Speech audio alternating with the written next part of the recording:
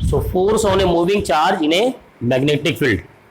देखो ये जो चैप्टर है, चैप्टर के स्टार्ट में हम लोग मैग्नेटिक फील्ड की वैल्यू कैलकुलेट करना सीखते हैं।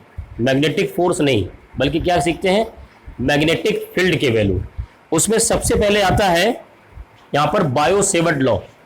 बायो-सेवर्ट ने क्या कहा था कि कोई एक वायर है, करंट कैरिंग वायर, जिसमें आई करंट अगर फ्लो हो रहा है और इसमें अगर कुछ दूरी पर कोई पॉइंट P है और इस वायर से इसकी जो डिस्टेंस है वो R है, तो इन्होंने क्या कहा कि मैं इस वायर के थ्रू, करंट कैरिंग वायर के थ्रू पॉइंट P पर जो मैग्नेटिक फील्ड होगा मैं उसे कैलकुलेट करना नहीं बता सकता, बल्कि इस करंट कैरिंग वायर का एक छोटा एलिमेंट अगर मैं ले लूं DL, एक छोटा एलिमेंट DL ले लूं और ये एंगल अगर थीटा हो, तो इन्होंने पॉइंट P पर इस करंट कैरिंग वायर की वजह से जो मैग्नेटिक फील्ड होगा उसके लिए उन्होंने फॉर्मूला दिया। और वो फॉर्मूला क्या था, यहां पर आप म्यू नॉट अपॉन 4 पाई आई DL sine theta upon R square, ये इन्होंने फॉर्मूला दिया मैग्नेटिक फील्ड को कैलकुलेट करने के लिए। ये मैग्नेटिक फील्ड कहां पर, पॉइंट P पर। इसी मैग्नेटिक फील्ड को कैलकुलेट करने के लिए एम्पियर सर्किटल लॉ ने एक रिलेशन दिया, इसी को कैलकुलेट करने के लिए। बस उनका मेथड अलग था। उन्होंने कहा कि अगर कोई करंट कैरिंग वायर है और किसी पॉइंट P पर अगर आपको मैग्नेटिक फील्ड पता करना है, तो उस पॉइंट P पर कोई एक लूप ड्रॉ कर दीजिए पहले तो। और लूप जरूरी नहीं कि सर्कुलर हो, बल्कि स्क्वायर भी हो सकता है। और उसके बाद एक रिलेशन उन्होंने दिया। उन्होंने कहा, क्या रिलेशन था भाई, B dot DL sir line integral is equal to mu naught into I inside, mu naught into I inside. ये इन्होंने एक रिलेशन दिया, कह रहे कि इस रिलेशन से और इस रिलेशन से आप किसी भी करंट कैरिंग वायर के थ्रू जो मैग्नेटिक फील्ड प्रोड्यूस हो रहा होगा आप उसको कैलकुलेट कर सकते हैं। मैंने पिछले लेक्चर पर इन दोनों मेथड से एक सेमी इनफाइनाइट वायर के थ्रू जो मैग्नेटिक फील्ड प्रोड्यूस होता है वो कैलकुलेट करके मैंने सिखाया था और दिखाया था कि दोनों से सेम फॉर्मूला आता है। अब हमें इसके आगे पढ़ना है। देखिए, पहली बात तो एक चीज समझिएगा कि जो यहां पर अभी हमने सीखा था मैग्नेटिक फील्ड के बारे में, अब हमें सीखना है मैग्नेटिक फोर्स के बारे में। क्योंकि मैग्नेटिक फील्ड के थ्रू अगर कोई फोर्स लगा तो वो कहलाता है मैग्नेटिक फोर्स। और ये मैग्नेटिक फोर्स इलेक्ट्रोस्टैटिक फोर्स से कितना डिफरेंस है उसको भी सीखिए। कि इन्होंने बताया, ये जो फॉर्मूला आता है इसके बारे में, वो आता है F is equal to Q into V cross B। V cross B ये क्या होता है, मैग्नेटिक फोर्स को कैलकुलेट करने के लिए बताया गया। अब ये कैसे आया समझिएगा। पहले आते हैं सीधे बायो-सेवर्ट लॉ पर। देखिए, बायो-सेवर्ट लॉ कहता है कि जो करंट कैरिंग वायर है ये पॉइंट P पर मैग्नेटिक फील्ड तो प्रोड्यूस करेगा। और मान लीजिए अगर कोई चार्ज Q है और ये चार्ज स्टेशनरी है, तो ये करंट कैरिंग वायर इसके ऊपर कोई फोर्स नहीं लगाएगा। कब, जब ये स्टेशनरी है। अगर चार्ज स्टेशनरी है तो इस पर कोई भी मैग्नेटिक फोर्स नहीं लगेगा। अगर इलेक्ट्रोस्टैटिक फोर्स की बात करें तो वो लगेगा, ये डिफरेंस है। लेकिन अगर यही Q मूविंग हो जाए, अगर चार्ज क्या हो, मूविंग हो जाए, तो ये मान लीजिए चार्ज अगर मूव कर रहा था वे वेलोसिटी से इस तरफ, v वेलोसिटी से जा रहा था, और जब आप इसमें करंट कैरिंग वायर में करंट फ्लो करेंगे तो ऑब्वियसली मैग्नेटिक फील्ड आएगा। तो मैग्नेटिक फील्ड क्या करेगा, एक मैग्नेटिक फोर्स को जनरेट करेगा और इसको क्या करेगा, डाइवर्ट कर देगा, अपने पाथ से डाइवर्ट कर देगा। Obviously according to Newton's first law, अगर कोई पार्टिकल ब्लॉक किसी लाइन में ट्रेवल कर रहा है किसी पाथ पर, तो आपको पाथ को डाइवर्ट करने के लिए उस पर एक्सटर्नल फोर्स लगाना पड़ेगा। तो इसने कोई मैग्नेटिक फोर्स लगाया तभी तो ये अपने पाथ को इसने डाइवर्ट कर लिया। तो मैग्नेटिक फोर्स किस पर लगता है, चार्ज इन मोशन। अगर कोई चार्ज मोशन में है तभी उस पर लगेगा, अगर मोशन में नहीं है तो उस पर कोई भी मैग्नेटिक फोर्स वर्क नहीं करेगा। ये मैग्नेटिक फोर्स किसकी वजह से बात की जा रही है? इस करंट कैरिंग वायर की तरफ से बात की जा रही है। अब आते हैं अपने इस फॉर्मूले पर कि इस फॉर्मूले को हमें कैसे अप्लाई करना है और इससे हम कैलकुलेट कैसे करेंगे। एक बात सबसे पहले यहां समझिए कि यहां पर है V क्रॉस B, ये है क्रॉस प्रोडक्ट, और क्रॉस प्रोडक्ट होता है कि वेक्टर को वेक्टर से मल्टीप्लाई किया जाए और रिजल्टेंट हमें वेक्टर मिले, तब हम क्रॉस प्रोडक्ट करते हैं। तो वेक्टर को वेक्टर से मल्टीप्लाई किया गया, रिजल्टेंट हमें वेक्टर मिल रहा है, यहां पर करते हैं। अच्छा, इसको जब हम मॉड के फॉर्म में लिखते हैं सिर्फ मैग्नीट्यूड के बारे में, तो यहां पर हो जाता है F मॉड अगर लिखेंगे, ये तो डायरेक्शन प्लस मैग्नीट्यूड दोनों दे रहा है। यहां पर क्या होगा? Q V B sine theta, V cross B करेंगे तो क्या हो जाता है? Sine theta. यहां पर देखिए V वेक्टर नहीं बल्कि इसका मैग्नीट्यूड है सिर्फ, तो आप इसको ऐसे भी लिख सकते हैं Q A B sine theta. बात करते हैं डायरेक्शन की, नोट करिएगा अभी बाद में। जैसे मान लीजिए किसी प्लेन में ये V है और ये B है, ये V है और ये B है, तो जो फोर्स होता है, जो मैग्नेटिक फोर्स लगेगा, ये इन दोनों के परपेंडिकुलर लगता है। दोनों के परपेंडिकुलर का मतलब क्या हुआ? मतलब ये हुआ कि मान लीजिए जैसे ये कोई एक प्लेन है, इस प्लेन में ये ब्लैक कलर से ये चार्ज का मोशन है और ये ब्लू कलर से ये मैग्नेटिक फील्ड का डायरेक्शन है। तो जो यहां पर मैग्नेटिक फोर्स का वैल्यू होगा, मैग्नेटिक फोर्स का डायरेक्शन होगा, वो इन दोनों के परपेंडिकुलर होगा, यानी आइदर ये होगा या फिर डाउनवर्ड होगा, या तो अपवर्ड होगा या तो डाउनवर्ड होगा। और इस पोजीशन में अगर रख करके देखें तो दोनों से क्या होता है, ये magnetic field, magnetic force 90 degree angle बनाएगा। किस डायरेक्शन में होता है, इसके लिए कई सारे रूल्स हैं, जैसे कि स्क्रू रूल है, उसके बाद left hand Fleming left hand rule है जो FBI का है, वो भी सिखाऊंगा अभी मैं। उसके अलावा पाम रूल है, वो भी सिखा दूंगा अभी मैं आपको। आइए पहले थोड़ा सा डिस्कस करते हैं कि ये F0 कब होगा, when F is equal to 0। क्या क्या केसेस है समझिएगा। F0 करने के लिए आइदर आप क्या करिए, चार्ज के वैल्यू 0 हो जाए तो क्या होगा, F0 हो जाएगा। दूसरा क्या हो सकता है कि यहां पर V इज इक्वल टू 0, यानी कि जो चार्ज है उसका मोशन ही ना हो, वो स्पीड ही 0 हो जाए, तब भी क्या होगा, F0 हो जाएगा। तीसरा क्या है, यहां पर B मैग्नेटिक फील्ड का वैल्यू जो हो वो 0 हो जाए, तब भी क्या होगा, फोर्स 0 होगा। इन तीनों में देखिए, अब मान लीजिए किसी ने इन तीनों की वैल्यू रखा है लेकिन फिर भी मैग्नेटिक फोर्स 0 आ रहा है, इसका मतलब क्या होगा, साइन थीटा के वैल्यू 0 है। साइन थीटा की वैल्यू क्या है भाई, 0 है। और साइन थीटा की वैल्यू 0 कब आता है, when theta is equal to 0 degree and theta is equal to 180 degree, दो कंडीशन में। अब थीटा है क्या, थीटा इज द, यहां पर लिख दे सकते हैं, angle between V and B, यानी motion of charge and direction of magnetic field, इन दोनों के बीच का एंगल है थीटा। तो ये दोनों जब एंगल क्या हो, 0 हो जाए, उस वक्त क्या होगा कि, हाँ, तो इसमें क्या होगा, जब थीटा 0 कब होगा, जब मान लीजिए मोशन भी V इधर हो और मैग्नेटिक फील्ड भी इधर ही हो, यानी दोनों पैरेलल हो। और दूसरा 180 कब हो सकता है, दोनों क्या हो, एंटी पैरेलल हो, V और B। भाई आप लिख सकते हैं V is parallel to B and V is anti parallel to B। तो इन दोनों कंडीशन में आप फोर्स 0 पाएंगे। ये सबसे इंपॉर्टेंट पॉइंट है, सबसे इंपॉर्टेंट पॉइंट कि कब हम मैग्नेटिक फोर्स की वैल्यू 0 पाएंगे। अभी हम आगे और समझेंगे कि मैग्नेटिक फोर्स का डायरेक्शन क्या होता है, ठीक है। चलिए इसको नोट कर लीजिए इतना थोड़ा सा, उसके बाद हम लोग आगे बढ़ते हैं अभी। So next topic is direction of magnetic force. देखिए कंफ्यूज मत होइए, जब ये चैप्टर स्टार्ट होता है तो हम एक डायरेक्शन निकालना सीखते हैं, है ना, जिसमें हम क्या करते हैं, इस थंब को करंट के डायरेक्शन में ले जाते हैं और इस तरीके से कर्ल करते हैं। वो जो डायरेक्शन फाइंड करते हैं वो मैग्नेटिक फील्ड का होता है, मैग्नेटिक फोर्स का नहीं होता। ये अपने दिमाग में कॉन्सेप्ट क्लियर रखिएगा।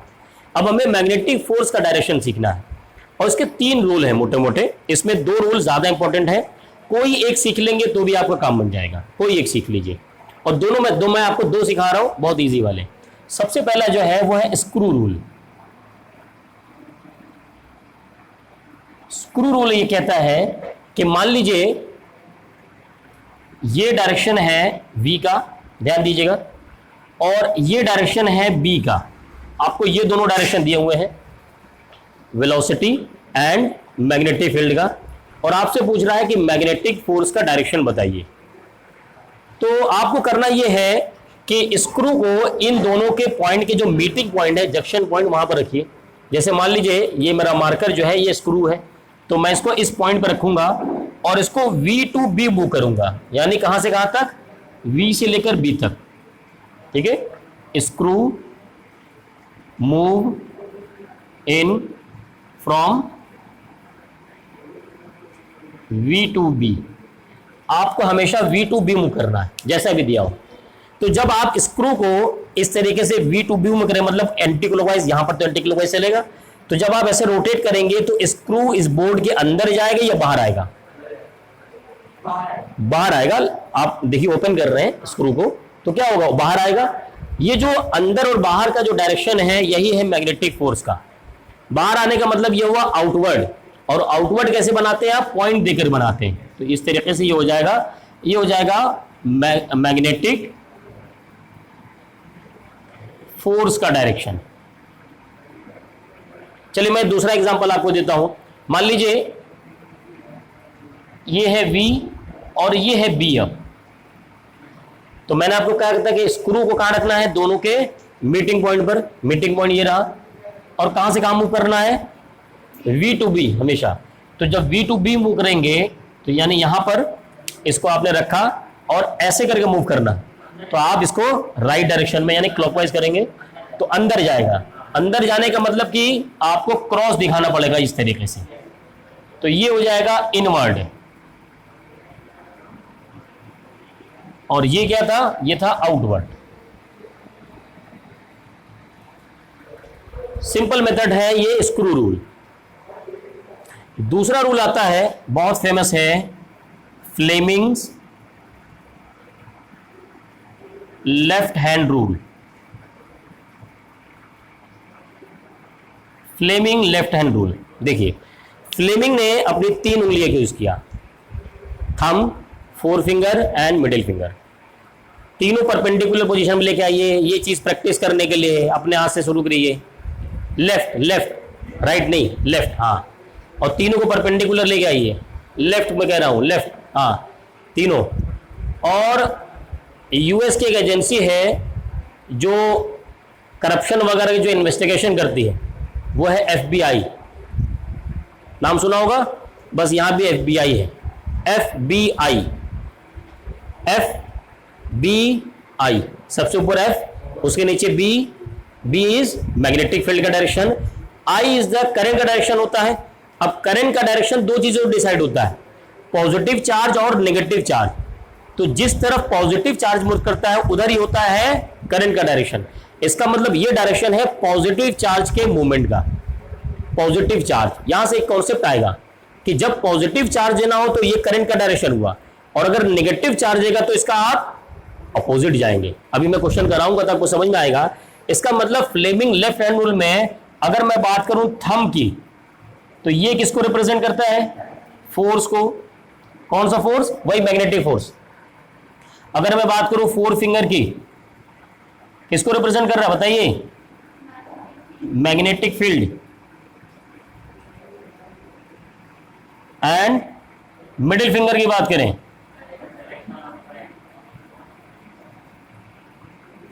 ये एक्चुअल में प्रेजेंट करता है करंट को, जिसे मैं इसको F कहता हूं, इसको B कहूंगा और इसको मैं I। ये याद रखिएगा, ये करंट का डायरेक्शन आप इसको एलोबरेट करके लिखेंगे, मोशन ऑफ, हाँ, positive charge, motion of positive charge. इस तरीके से इसको अप्लाई किया जाता है। आइए इसके कुछ एग्जांपल लेते हैं और एग्जांपल से समझते हैं तो आपको जल्दी समझ में आएगा। ठीक है, तो फ्लेमिंग लेफ्ट हैंड रूल हम लोग यूज करेंगे। आप, अच्छा ठीक है, कोई बात नहीं, अभी बना देंगे। तो इसको पहले सीख लो फिर बना देना उसे। मान लीजिए ये डायरेक्शन है v का, सॉरी v कह रहे हैं, आप इसको v भी कह दीजिए या i कह दीजिए, दोनों बात होगी ना। अगर कहीं v लिखा हो तो इसका मतलब वो चार्ज के मोशन को रिप्रेजेंट कर रहा है, तो आप चाहे तो i कह दीजिए या v कह दीजिए, दोनों कंफ्यूज नहीं होना है। और दूसरा जो एक पॉइंट है q, ठीक है, मैं इसको चेंज करता हूं, ये मैग्नेटिक फील्ड का डायरेक्शन है और ये इधर जा रहा है v वेलोसिटी से। अब आपको इस पर मैग्नेटिक फोर्स का डायरेक्शन पता करना और ट्राई करना है फ्लेमिंग लेफ्ट हैंड रूल। देखिए तो इसमें अब आपको F तो पता नहीं, थंब पता नहीं, तो सबसे पहले किसी एक के डायरेक्शन को पकड़ लीजिए। B आपको दिख रहा है, 4 फिंगर B, ये हो गया। लेकिन अगर आपको V देखना है तो V ऊपर जा रहा है और ये हमारा V का डायरेक्शन होता है, इसको पलटते हैं ऐसे करके, ये हो गया, तो V का डायरेक्शन ऊपर आ गया और ये B हो गया, दिख रहा है। अब देखिए थंब कहां जा रहा है, अंदर, इनवर्ड, इसका मतलब थंब इनवर्ड है। आप यहां पर क्या करेंगे, जो फोर्स का डायरेक्शन बताएंगे वो इस तरीके से दिखा देंगे, इनवर्ड F, ठीक है। चलिए मैं कुछ आपको क्वेश्चन दे रहा हूं, आप उस पर ट्राई करिए इस तरीके से। चलिए पहले आप नोट कर लीजिए, नोट करने के बाद फिर ट्राई करते हैं। चलिए तो कुछ क्वेश्चन हमारे सामने हैं, एक क्वेश्चन को देखते हैं, फटाफट सॉल्व करते हैं, है ना। इसमें सिर्फ हमें मैग्नेटिक फोर्स का डायरेक्शन पता करना है। हम सभी क्वेश्चन में ट्राई करेंगे फ्लेमिंग्स लेफ्ट हैंड रूल। तो देखिए यहाँ पर हमें ये जो क्रॉस दिया हुआ है, ये यहाँ पर बी का डायरेक्शन दिया हुआ है, तो फ्लेमिंग लेफ्ट हैंड रूल में देखिए एफ, बी एंड आई। तो बी क्या है, ये इनवर्ड जा रहा है, अंदर, तो मैं बी को अंदर कर दिया मैंने, पहली बात तो। अब एक तो सेट हो गया, दूसरा वी का डायरेक्शन यानी आई वाला डायरेक्शन देखते हैं। आई ऊपर है तो हाथ को घुमाइए, ऊपर चला गया, तो ये तो बी आई में चला गया और ये बी चला गया, इसका मतलब अब ये हो गया एफ। एफ कहाँ आएगा, लेफ्ट डायरेक्शन में, तो ये हो गया आपका लेफ्ट डायरेक्शन में एफ। सेकंड क्वेश्चन देखते हैं, फिर से मैं कह रहा हूं बी के डायरेक्शन में अपनी 4 फिंगर लेके आइए। तो बी कहां आ रहा है, ये डॉट है ना, बाहर आएगा, बाहर आ गया, एक फिक्स हो गया। दूसरा ये क्यू चार्ज है, ये वी वेलोसिटी से उधर जा रहा राइट में, तो इसको टर्न कीजिए, ये राइट चला गया, मतलब आई हो गया, ये बी हो गया। अब एफ किधर आ रहा है, नीचे, तो यानी यहां पर एफ का डायरेक्शन हो गया। आइए थर्ड क्वेश्चन देखते हैं, फिर से बी का डायरेक्शन कहां है, इनवर्ड, बोर्ड के अंदर, यानी मैं बी का डायरेक्शन मैंने बना दिया। अब मुझे दूसरा सेट करना है, कौन सा, वी का डायरेक्शन यानी आई। देखिए वो राइट में है, ये मैंने राइट में बना हुआ है। एफ कहां जाएगा, ऊपर, तो ये हो गया एफ का डायरेक्शन। बहुत आसान है, प्रैक्टिस करने की जरूरत है बस, ठीक है, रटने से नहीं होगा। इसमें आइए कुछ क्वेश्चन थोड़ा सा बदला है ना, ध्यान दीजिएगा इसमें। इसमें क्या है कि बी का डायरेक्शन इधर है राइट में, तो ये रहा बी का डायरेक्शन। अब वी का डायरेक्शन क्या है, वो भी उधर में है, तो कैसे बनाएंगे, वी और बी सेम डायरेक्शन में हो रहा है, तो क्या होगा इसका आंसर, F0, क्योंकि theta between, angle between V and B is 0, तो यहां पर theta is equal to 0, then F की वैल्यू 0, और जिसकी वैल्यू 0 उसका डायरेक्शन कहां होगा। नेक्स्ट इसमें आते हैं, इसमें देखिए B का डायरेक्शन नीचे है और V क्या है, वो अंदर जा रहा है, सॉरी नहीं, अंदर नहीं, बाहर आ रहा, आउटवर्ड, तो ये रहा बाहर, आउटवर्ड आ गया, और B नीचे जा रहा है, तो F क्या हुआ, राइट में, तो यहां पर इस पर फोर्स लगेगा राइट डायरेक्शन में F। इस क्वेश्चन को देखते हैं, इसमें B क्या है, इस तरफ जा रहा, तो B मैंने इधर कर दिया, और V कहां है, ऊपर जा रहा, तो ऐसे पलटते हैं, V ऊपर, यानी चार्ज ऊपर की तरफ मोशन है और मैग्नेटिक फील्ड सामने जा रहा है, तो फोर्स कहां होगा, आउटवर्ड। आउटवर्ड का मतलब आपको कोई पॉइंट चार्ज बनाना है, आप सीधे यहां पर एक पॉइंट चार्ज बना दीजिए और इसको F लिख दीजिए और यहां लिख भी दीजिए आउटवर्ड डायरेक्शन, ये हो गया आउटवर्ड डायरेक्शन। तो इस तरीके से जो मोस्ट पॉसिबल केसेस थे वो हम लोगों ने यहां पर डिस्कस किए, ठीक है, नोट करिए। इसके बाद हम लोग कुछ क्वेश्चन ट्राई करते हैं अच्छे इस पर।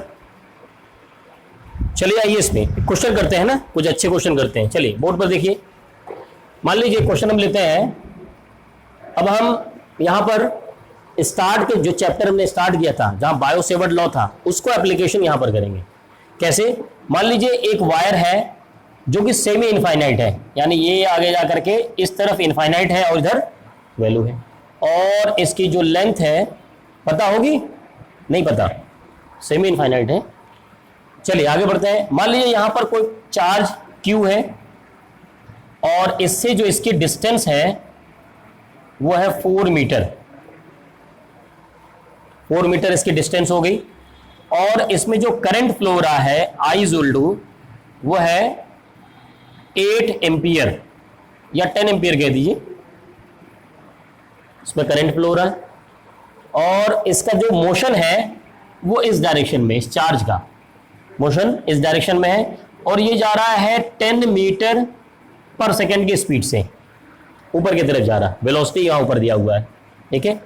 इसमें आपको मैग्नेटिक फोर्स की वैल्यू को कैलकुलेट करना है, मैग्नेटिक फील्ड। अब आप समझिएगा, ये जो semi infinite current carrying wire है, ऑब्वियसली ये इसके ऊपर एक मैग्नेटिक फील्ड, यहां पर इस एरिया मैग्नेटिक फील्ड लगाएगा। अब अगर ये चार्ज मोशन में हुआ तो इसके ऊपर मैग्नेटिक फोर्स लगेगा, अगर मोशन में नहीं हुआ तो मैग्नेटिक फोर्स नहीं लगेगा। तो यहां पर मोशन में है इसलिए मैं कहूंगा यहां मैग्नेटिक फोर्स लग रहा। उसकी वैल्यू कितनी होती है? F equal to Q V B sine theta. अच्छा, चार्ज की वैल्यू यहां पर गिवन है, वो मान लीजिए दिया हुआ है Q इक्वल टू, वो दिया हुआ है 2 माइक्रो कूलम, क्वेश्चन में गिवन है। चलिए समझिएगा, उसके बाद नोट करिएगा।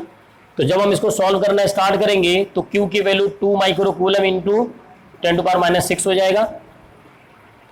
वेलोसिटी V कितना है भाई? वैल्यू 10, एंड मैग्नेटिक फील्ड की वैल्यू।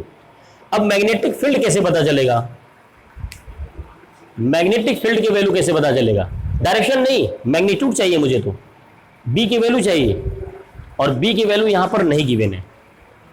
याद करिए, हमने जब बायो सेवर्ट लॉ पढ़ा या एम्पियर सर्किटल लॉ पढ़ा, दोनों में हमने इस वायर के थ्रू जो मैग्नेटिक फील्ड जनरेट हो रहा है उसका फॉर्मूला फाइंड किया था। क्या फॉर्मूला था B की वैल्यू का? किसी को याद है? Mu naught upon 4 pi into 2I upon R, याद है सेमी इनफाइनाइट के लिए? तो यहां पर mu naught upon 4 pi 10⁻⁻7 2 into I की वैल्यू 10 अपॉन R कितना भाई? 4, ठीक है। 2 and 2 5, तो यहां से आगे 5 इंटू 10⁻⁻7 B यानी कि टेस्ला। Is it clear? जो फॉर्मूला हम लोगों ने पढ़ा हुआ इसको डिराइव किया था मैंने। अब इस मैग्नेटिक फील्ड को आपको यहां यूज करना है, तो यहां पर हो गया 5 इंटू 10⁻⁻7। आगे है साइन थीटा, एंगल कितना होगा? कैसे पता? आपको B का डायरेक्शन नहीं पता, आपको तो B का डायरेक्शन पता ही नहीं, और मैग्नेटिक फील्ड का डायरेक्शन निकालना मैंने कैसे सिखाया था? कहां पता आपको? B का डायरेक्शन कहीं दिया हुआ है इसमें? पहले पता तो कीजिए, कैसे बताया था मैंने? राइट में कर्ल वाला पोजीशन। कैसे? जो करंट का डायरेक्शन होगा वो थंब का डायरेक्शन होगा, तो ये हो गया। अब जिस पॉइंट को पता करना उधर कर्ल कर किया करो। पॉइंट कहां है? उधर है, तो ये कर्ल किया ऐसे करके कितना होगा? अंदर की तरफ जाएगा, यानी जो मैग्नेटिक फील्ड है वो जा रहा है यहां पर अंदर की तरफ, क्रॉस होगा। सही है? अब इसका मतलब समझो, ये हो गया, अगर ब्लैक कलर से ये V को शो कर रहा है तो मैग्नेटिक फील्ड इसको शो कर रहा, तो दोनों में कितना एंगल हुआ? 90 डिग्री। अब यहां पर हम लिख सकते हैं यहां पर साइन 90 डिग्री। सॉल्व करेंगे इसको, कितना आ जाएगा? साइन 90 की वैल्यू 1, और 5 इंटू 2 10, 10 इंटू 10 100, यानी 10 के पावर 2, तो यहां आ जाएगा 10 के पावर 2 इंटू 10 के पावर -13, ये हो जाएगा 10 के पावर -11 न्यूटन। देखिए ये भी आया है आपका मैग्नीट्यूड। अब फोर्स का डायरेक्शन जरा बताइए with the help of Fleming left hand rule. हाँ, FBI। B किधर है? B अंदर, ये लगा दिया B। V किधर है? V ऊपर, तो B अंदर, V ऊपर, F किधर? लेफ्ट, तो F हमने यहां पर लगा दिया, लेफ्ट में लगेगा। तो इसी में आप शो कर दीजिए इसको। ये हो गया एफ डायरेक्शन। तो यहां पर दोनों का जो डायरेक्शन हमने निकालना सीख लिया, मैग्नेटिक फील्ड भी और मैग्नेटिक फोर्स भी। तो यहां पर क्या लिखेंगे, टुवर्ड्स ईस्ट लिख दीजिए, या फिर करंट कैरिंग वायर लिख दीजिए, करंट कैरिंग वायर। ये इसका डायरेक्शन हो गया और मैग्नीट्यूड हो गया। नोट कर लीजिए आप लोग। हाँ जी, तो एक क्वेश्चन हमारे सामने है, चलिए फटाफट इसको सॉल्व करते हैं। तो हमारे सामने क्या है भाई, F इज इक्वल टू क्या फाइंड करना है, Q V B sine theta. Q की वैल्यू यहां पर गिवन है 2 माइक्रोकूलम, 2 इंटू 10⁻⁶ माइक्रोकूलम को कूलम में चेंज करेंगे। नेक्स्ट V की वैल्यू यहां पर 20, देन B की वैल्यू, B हमारे पास यहां पर गिवन नहीं है। और अब आपको देखना पड़ेगा कि ये वायर किस टाइप का है। ये सेमी इनफाइनाइट है, याद रखिए, सेमी इनफाइनाइट और फुल्ली इनफाइनाइट दोनों का फॉर्मूला अलग अलग है। और हो सकता है कि आपको वायर का लेंथ भी गिवन हो, सिर्फ उसका फॉर्मूला अलग है, तो आप वो फॉर्मूला वहां पर अप्लाई करेंगे। तो यहां पर B इज इक्वल टू हो जाएगा μ0/4π 2I/r, μ0/4π 10⁻⁷, 2 इंटू आई की वैल्यू 20/r की वैल्यू 2। यहां से आ गया, देखिए 20 10⁻⁷ आएगा, ये हो जाएगा 2 इंटू 10⁻�6 टेस्ला। बी की वैल्यू, इसकी वैल्यू यहां पुट कर देंगे 2 इंटू 10⁻�6। अब है साइन, देखिए थीटा आप पता करिए, कोशिश कीजिए ताकि आपको प्रैक्टिस हो। हालांकि 90 डिग्री में दिख रहा है, फिर भी कोशिश कीजिए। तो आपको बी का जो वैल्यू पता करना है, अगर करंट कैरिंग वायर के थ्रू पता करना है, तब आपको क्या करना पड़ेगा, राइट हैंड कर्ल रूल लगाना पड़ेगा। तो ये हो गया वायर का करंट का डायरेक्शन, तो यानी नीचे की तरफ। अब आप देखिए पॉइंट किधर है, पॉइंट इस तरफ है या उधर है, उधर है, तो आप उधर ही कर्ल कर दीजिए। कर्ल करने का मतलब अंदर की तरफ जा रहा है, अंदर जाने का मतलब आप जहां डायरेक्शन बनाएंगे वो बी का डायरेक्शन वो अंदर की तरफ हो गया। ये बी आप कहीं भी बना सकते हैं इसमें। अब जब बी का डायरेक्शन अंदर है, बी ऊपर है, इसका मतलब ये होगा 90 डिग्री। वी और बी के बीच का एंगल होता है। सॉल्व करेंगे यहां पर, तो 2 इंटू 2 4, 4 इंटू 20 80, 80 इंटू 10⁻⁻6 12 हो जाएगा, -12।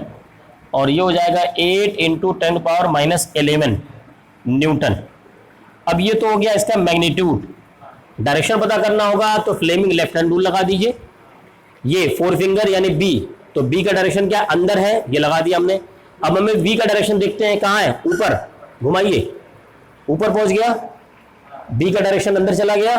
अब हमें एफ का डायरेक्शन लेफ्ट में दिख रहा, तो यहां पर हो जाएगा ये यहां पर एफ का डायरेक्शन, ठीक है। एफ का डायरेक्शन देख लीजिए, अपने उंगली से सही करिए भाई, हाथ से लगाइए, प्रैक्टिस कीजिए। चलिए भाई थोड़ा अच्छा क्वेश्चन देखते हैं।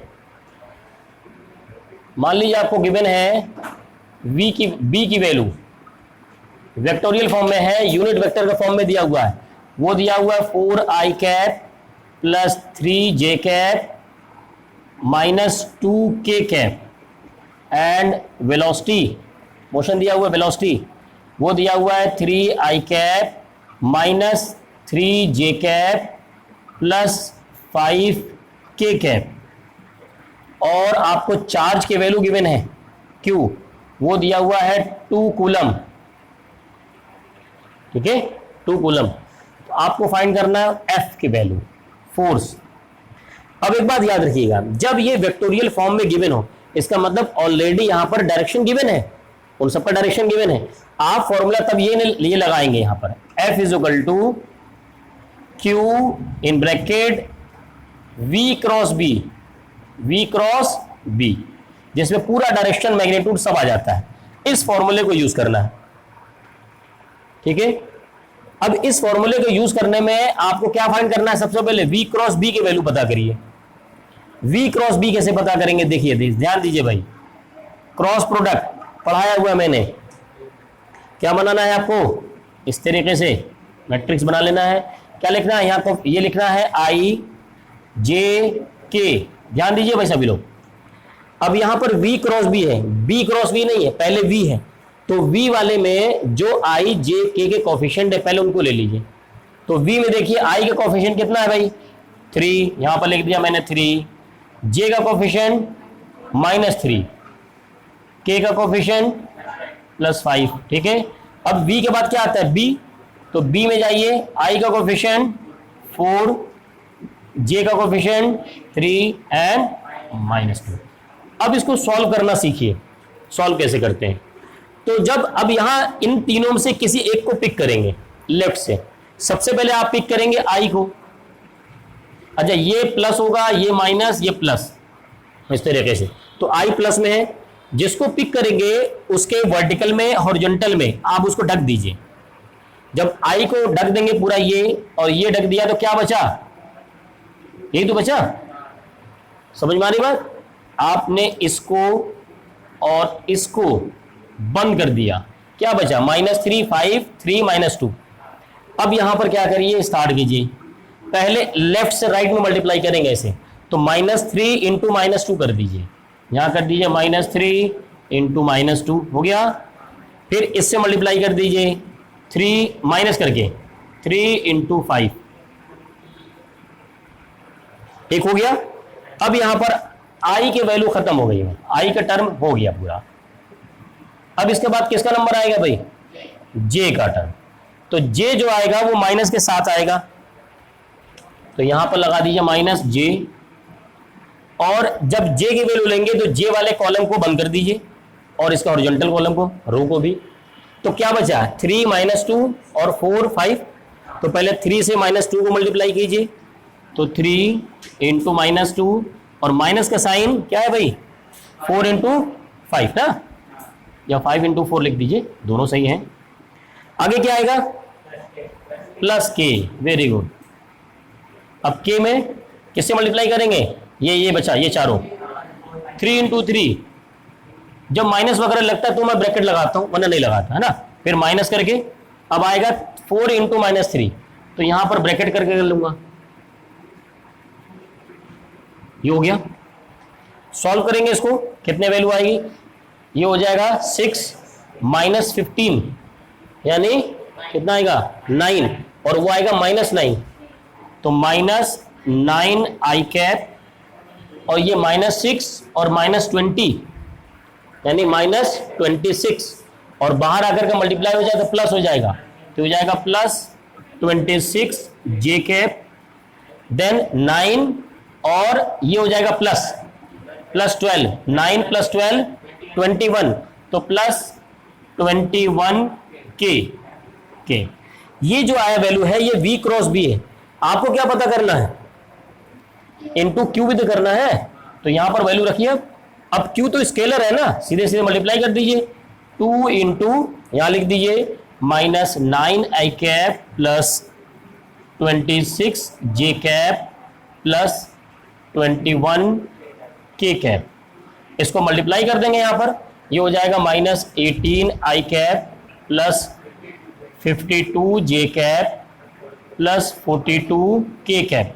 क्या डायरेक्शन लिखना निकालना पड़ेगा, ये खुद डायरेक्शन है, i j k is a unit vector जो कि डायरेक्शन को शो करता है, ठीक है। चलिए नोट करिए इसको। चलिए लास्ट में एक इंपॉर्टेंट केस देखते हैं, इसमें इसको नोट करके समझिएगा। अभी हम लोगों ने सीखा कि जो फोर्स होता है मैग्नेटिक फोर्स, वो होता है Q into V cross B, यानी कि क्रॉस प्रोडक्ट होता है। क्रॉस प्रोडक्ट का मतलब ये जो F होगा ये V का भी परपेंडिकुलर होगा, और F जो होगा वो B का भी परपेंडिकुलर होगा। क्लियर, F V का परपेंडिकुलर, F B का परपेंडिकुलर। अब मान लीजिए कोई पॉइंट है, ये चार्ज है, इसका जो V है ये डायरेक्शन हुआ, तो मान लीजिए F इधर है, परपेंडिकुलर दिखाने के लिए मैंने ऐसे कर दिया, ठीक है। तो जिधर वेलोसिटी होगा, जिधर ये जाएगा उधर ही तो डिस्प्लेसमेंट होगा। बताओ भाई, डिस्प्लेसमेंट का डायरेक्शन भी तो यही होगा ना, जिधर वेलोसिटी। तो फोर्स और डिस्प्लेसमेंट के बीच में एंगल कितना है, 90 डिग्री। तो अगर मैं वर्क डन कैलकुलेट करूं, work done by magnetic, note नहीं करिए, समझिए खाली, फोर्स, यानी एफ के वैल्यू वो कितना होता है भाई, सॉरी डब्लू, वो कितना होता है, फोर्स इंटू डिस्प्लेसमेंट इंटू कितना होता है, cos theta, force into displacement into cos 90 degree. तो वर्क डन क्या हो गया, 0। तो मैग्नेटिक फील्ड के थ्रू जो वर्क किया जा रहा है वो तो 0 हो गया। और जब वर्क डन 0 हो जाए तो according to work energy theorem कहा जाए, तो जब वर्क डन 0 होता है ना, तो कहा यह जाता है कि change in kinetic energy, change in kinetic energy is equal to होता है वर्क डन। ये according to work energy theorem 11th में पढ़ा होगा। चेंज इन काइनेटिक एनर्जी वो कितना हुआ, वो तो 0 हो गया, यानी काइनेटिक एनर्जी में चेंज हो ही नहीं रहा। इसका मतलब हुआ कि kinetic energy initial is equal to kinetic energy final. Change तो नहीं हो रहा ना, असर छापो नहीं बेटा, ठीक है। काइनेटिक एनर्जी का फॉर्मूला क्या होता है, हाफ एम वी स्क्वायर, चलो यहां लिख देते हैं, हाफ एम वी आई का square, half M V final का स्क्वायर, हाफ एम कैंसिल, क्या आया, V initial is equal to V final. इसका मतलब ये हुआ कि जो वेलोसिटी, जिस वेलोसिटी से चलेगा, स्पीड से चलेगा, ये चलता रहेगा, इसकी स्पीड बदलेगी ही नहीं, स्पीड बदलेगी नहीं। और जब स्पीड नहीं बदलती है तो एक्सेलरेशन वहां पर 0 होता है, ठीक है। जब वेलोसिटी नहीं बदलती है तो स्पीड वहां एक्सेलरेशन 0 होता है, लेकिन इसमें एक्सेलरेशन होता है। ऐसा कैसे, इसमें एक्सेलरेशन होता है, ऐसा कैसे, देखो जब तुमने पढ़ा होगा यूनिफॉर्म सर्कुलर मोशन, तो टॉपिक का नाम ही था यूनिफॉर्म सर्कुलर मोशन, और पढ़ते थे तुम सेंट्रीपिटल फोर्स, और सेंट्रीपिटल फोर्स पढ़ने के पहले तुम पढ़ते थे सेंट्रीपिटल एक्सेलरेशन। वो ये कहता था कि पॉइंट यहां से जो पॉइंट चला वो इसी पर सेम स्पीड से चले जा रहा है। एक्चुअल में वहां पर स्पीड चेंज नहीं होता, लेकिन वेलोसिटी बदलता है। कैसे, मैग्नीट्यूड सेम रहता है लेकिन डायरेक्शन बदलता रहता है। तो क्या होता है, जब डायरेक्शन बदल रहा है तो वहां पर चेंजेस हो रहे हैं वेलोसिटी में, और जब चेंजेस हो रहे हैं तो इसका मतलब वहां पर एक्सेलरेशन है। उसी एक्सेलरेशन को हम सेंट्रीपिटल एक्सेलरेशन भी वहां कहते हैं। यहां पर भी वही कॉन्सेप्ट है। मैग्नेटिक फोर्स क्या करेगा, इसके वेलोसिटी के स्पीड को नहीं बदलेगा, मतलब मैग्नीट्यूड नहीं बदलेगा, बल्कि इसके डायरेक्शन को बदलेगा। जैसे कि हमने स्टार्ट में देखा कि मूविंग चार्ज अपने पाथ से डाइवर्ट हो जाता है, तो डाइवर्ट होने का मतलब उसका स्पीड, मैग्नीट्यूड नहीं बदला लेकिन डायरेक्शन बदला, जिसकी वजह से वेलोसिटी वहां पर चेंज हुआ। इज इट क्लियर, कॉन्सेप्ट समझ में आ गया? ठीक है, आज के लिए इतना ही।